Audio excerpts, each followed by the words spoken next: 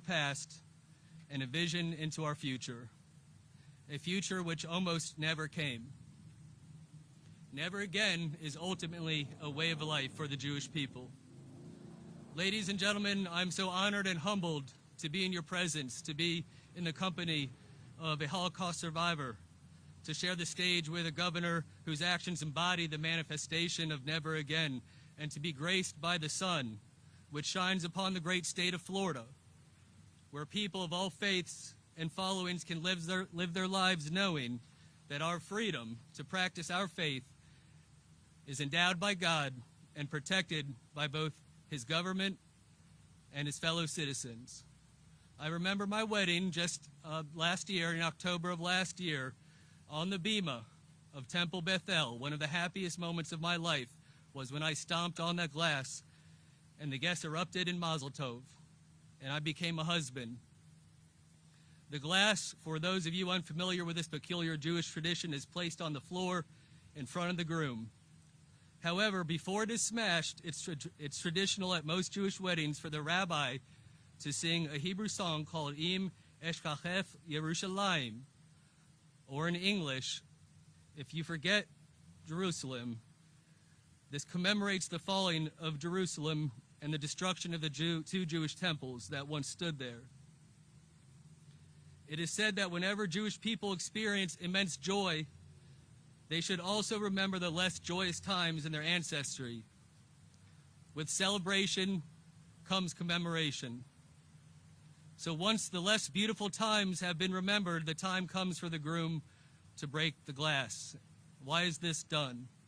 There are many reasons that Jewish grooms break a glass at the end of their ceremony, sealing their marriage to their bride.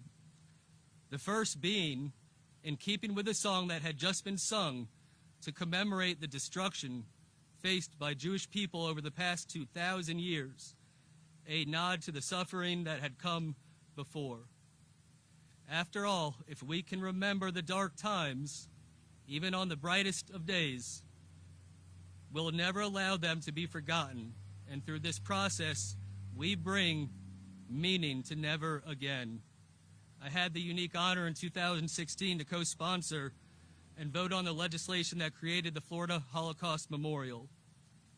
The text of Senate Bill 716 is both short and powerful.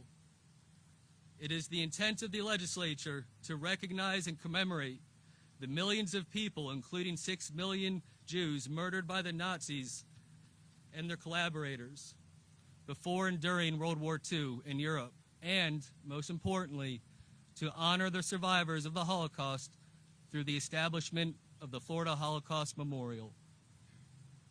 It is not the memorial itself that honors the survivors of the Holocaust, but rather the emotion that the memorial evokes when we are in its presence. We honor our beloved and cherished survivors by remembering the past. We remember the past so that we secure our future, and in doing so, we give life to the intent of never again. Today, of course, is a joyous occasion, and so I, of course, am compelled to remember our past by reading a short excerpt from a high-ranking Nazi official in the final throes of the Holocaust, contemplating the Jewish question.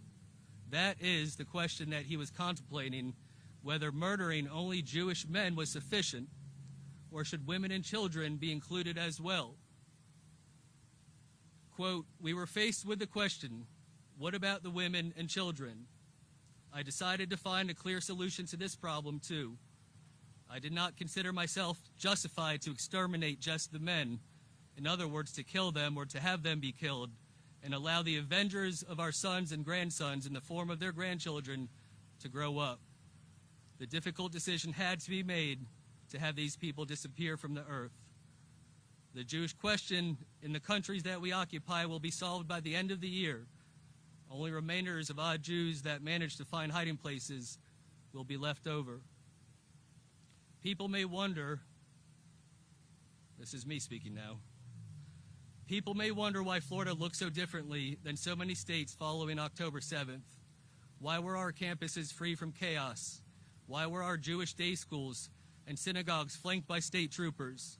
Why did the governor order state troopers onto our college campuses? Why did our legislature enshrine this law in this memorial? Because never again is so much more than just a phrase. It's not a declaration, nor is it a promise. If it is to be enduring, then it must be more than the simple sum of its parts. Never again is both a bridge to our past and a vision into our future, a future which almost never came. Never again is a way of life. Mr. Schachter and Consul General Elbaz Darlinsky, I hope that as the shadows of the past attempt to block the blanket of freedom and safety that the Florida sunlight represents, that you find comfort in this moment. And on this occasion, that in Florida we recognize that our future and safety and security is not promised, but that we work with the intent to secure our future and that of the Jewish people, and that in the great state of Florida, never again is more than a phrase. It is a way of life. It is my honor now to call to the stage Senator Tina Polsky for comments. Senator.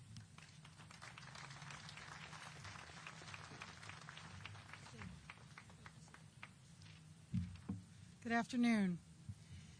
The unveiling of today's Holocaust Memorial represents the culmination of almost a decade of work. I would like to thank the original sponsors of the 2016 bill for making this a reality, Senator Sobel, and former Representative, now Congressman Jared Moskowitz, and President Don Gates for his support. I would also like to thank the efforts of the many supporters and workers of the program, including the Holocaust Documentation and Education Center, the Florida Department of Management Services, and the Division of Historical Resources. Today we gather in remembrance of the millions of lives lost during one of history's darkest times. The Holocaust was not just an atrocity of death and destruction. It was a systematic erasure of humanity, dignity, and hope. As we stand here in front of this memorial, we honor the memories of those who were taken from us. May this memorial serve not only as a testament to the suffering endured, but as a reminder to all of us of the importance of vigilance in ensuring that such horrors are never repeated. Let us pledge to never forget and to always fight against hate, prejudice, and intolerance in all forms for all people. My Judaism impacts everything that I do, as an elected official, as a sister, a daughter, a friend, a wife, and a mother. From it, I gather my commitment to justice, truth, and tikkun olam, the Jewish tradition to repair the world. I know that this memorial serves as a testimony to those values and will inspire empathy, community, respect, and courage for generations to come. I thank all of you for coming to be with us today and for your commitment to honor and support our community. Thank you. It is my distinct honor to recognize the former wonderful Senator Eleanor Sobel.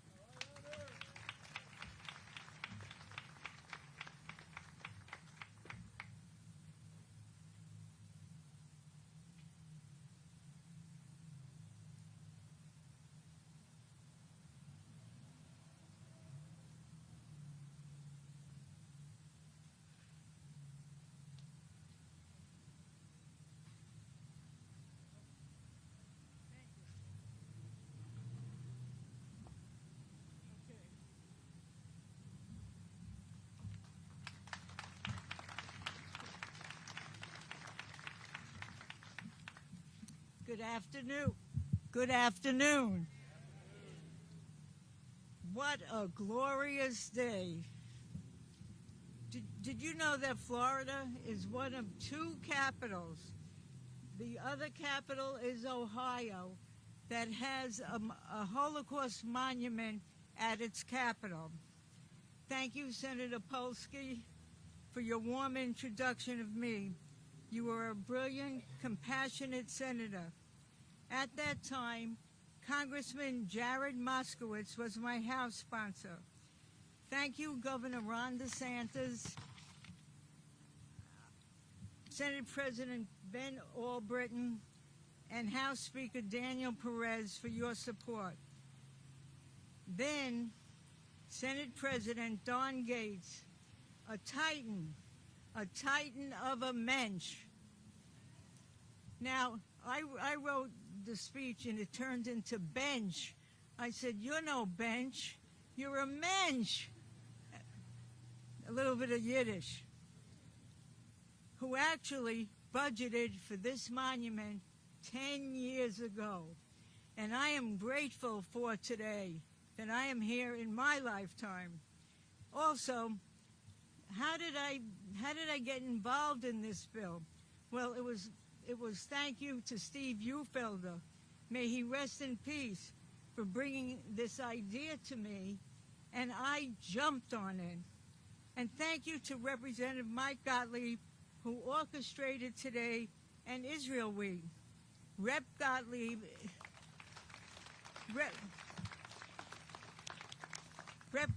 is also the chair of the Bipartisan Jewish Legislative Caucus.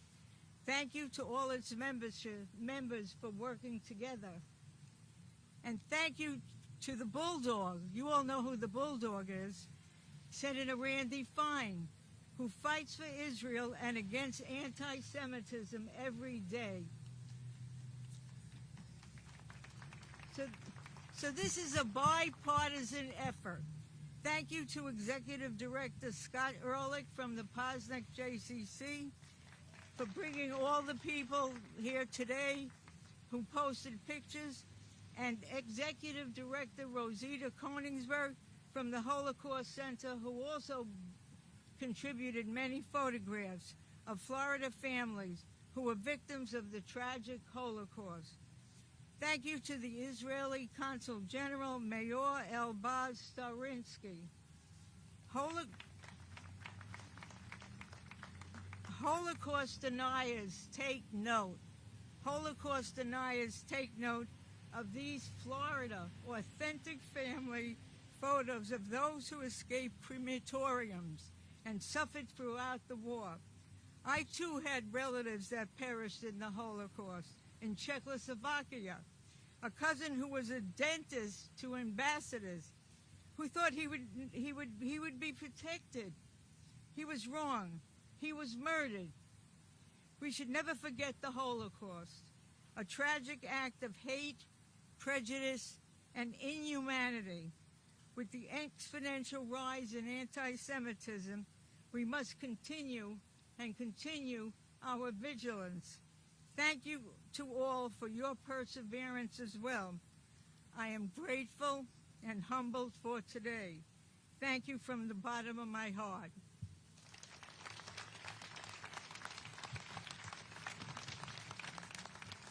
And there's only one safe spot for this, right here. Okay. Thank you.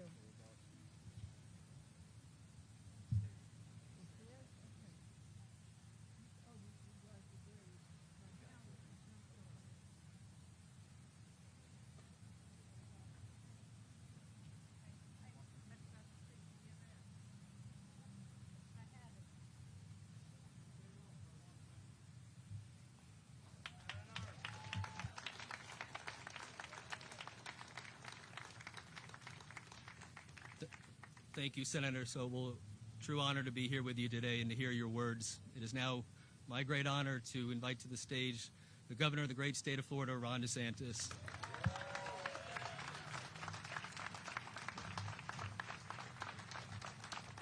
Thank you. Good afternoon. Thank you so much. We pride ourselves on saying never again, but there are times when that resolve is tested, and October 7th, 2023 represented one of those times. That day was the largest slaughter of Jewish men, women, and children since the Holocaust itself. And make no mistake, Hamas, if they had the capability, they would commence a second Holocaust. That is their goal. And even in the aftermath of that barbarity, people like me were saying that, you know, you're going to start to see rationalizations, you're going to start to see all these excuses as to why somehow Hamas was not fully responsible. And in Florida, we never succumbed to that. We knew that the problem is Hamas terrorists, and the solution is to eliminate Hamas terrorists.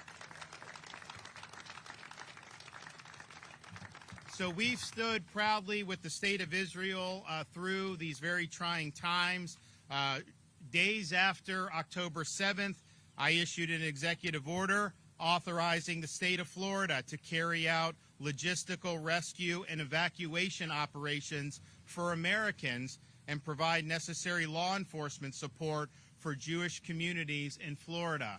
At the time, the U.S. administration was not being responsive to people that were just trying to leave what became a war zone. Our administration evacuated almost 700 Americans back to Florida over a series of 4 flights from Israel to Florida, and we were happy to do that.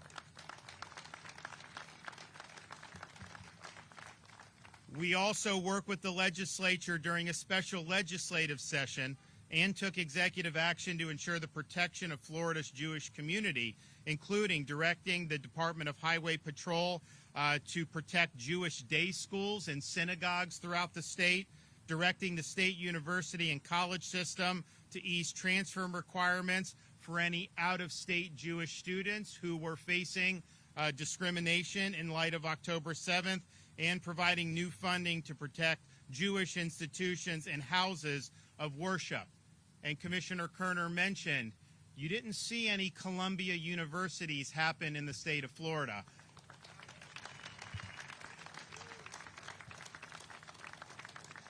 And when people ask me why did it not happen in Florida, the answer is very simple, because if any university president allowed that to happen in Florida, they would be out of a job the next day, no questions asked. And while you have a right to say and believe things that are distasteful and even hateful, we will hold you accountable for your conduct. And if you are out violating the rights of other people, if you're issuing threats, if you're trying to intimidate Jewish students, faculty, or anybody for any reason, we will kick you out of campus. We will withhold your diploma. We have done that, and we have held these people accountable. The inmates do not run the asylum in Florida's universities.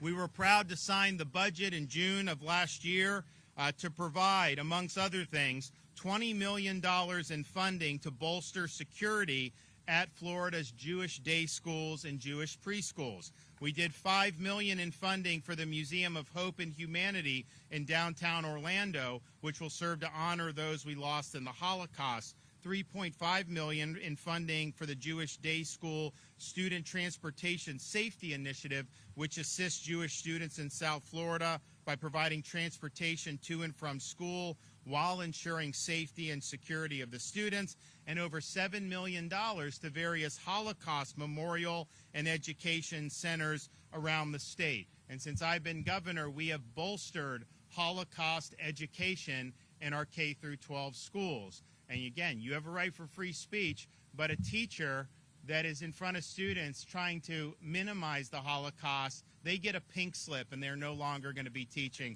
our students. And we've really led the fight on so many efforts. We were the leading state to combat BDS. We've led the fight to make sure our universities were safe for all students. We have bolstered Holocaust education, and we've developed incredible ties between the state of Florida and the state of Israel. We are the #1 place that Israeli Americans are currently moving to of all 50 states, and that was not true just a short time ago. So the fact that Florida is one of 2 states to have a Holocaust memorial is very fitting given our support for the Jewish people, both our citizens here, first and foremost, but also our great relationship with the state of Israel.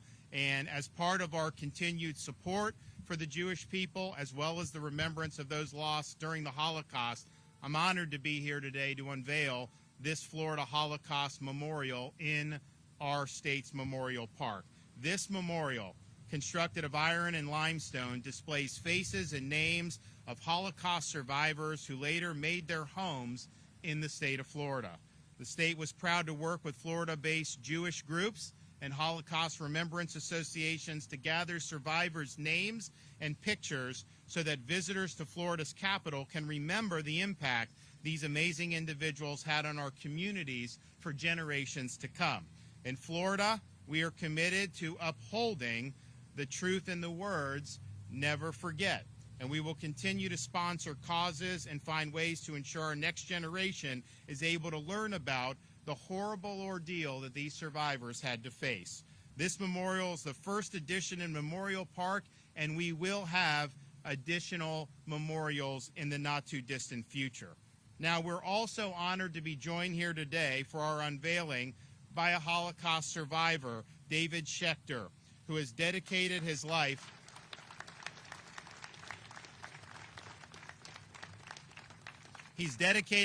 to traveling our state and educating Floridians about the horrors of the Holocaust from his firsthand account. David was born in Czechoslovakia in 1929 in a small town on the border of Hungary. In April of 1940, at just 11 years old, he, his mother, and his 3 siblings were taken by cattle car to Auschwitz, where he was forcibly separated from his mother and sisters and never saw them again. After some time, David and his brother were both transferred. They faced the brutality of those concentration camps for over 3 years until his brother was murdered. But David remained in camp until he escaped as the Allied armies advanced. He eventually made his way to America in 1950, where he registered to attend college. He settled in Miami in 1956 and started his own company. He's now called Miami home for almost 70 years and has made a profound impact on our South Florida community. I'm honored today to award David the Governor's Medal of Freedom for his decades of work sharing his experience with Floridians and dedicating his life to ensuring the lessons of the Holocaust are taught to future generations. Never again. At a time when anti-Semitism is rearing its ugly head across college campuses in the United States, it's more important than ever for stories like David's to be shared and preserved for future generations so that they truly never forget what can happen when hateful ideology is left unchecked. I pray that David continues to live a long and blessed life and that people may continue to learn from his story for years and generations to come.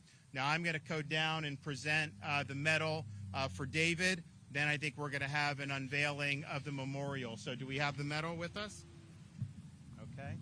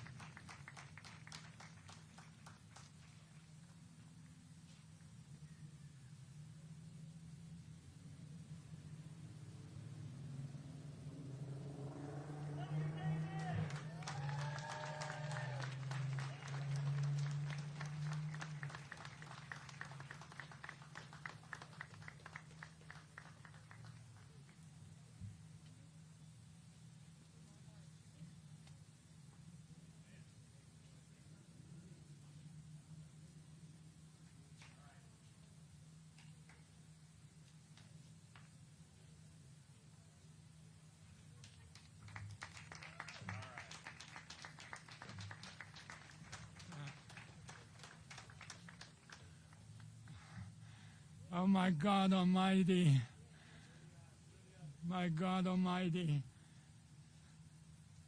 Governor, you're a blessing. But Governor, your whole state is a blessing. Florida became my addiction. I've been here since 1957. Governor, there's nothing like this state, and there is nothing like you. You, Governor, and the people that work with you. You have never lost your humility. You have never lost the decency. God Almighty, decency that I had been denied in the decency of 6 million people and the decency in the world. And you have maintained this unbelievable, beyond words, beautiful state with all the goodness of God and the decency available. God bless you, Rob. God bless you, buddy. God bless you. Thank you so much. I am. It's inspirational to hear you and see you and all you've done. I So this is well deserved. thank you so You much. got a lot more in the tank too. So all right, here we're gonna go. Are we gonna pull it over here? All right, so let's help us pull this down. We're gonna unveil it. There's a big step there. This side or the other side? Okay. Come over here, David. Come over here with us and help us do this. So we're gonna go over here. Okay. Now, are we just pulling on this side?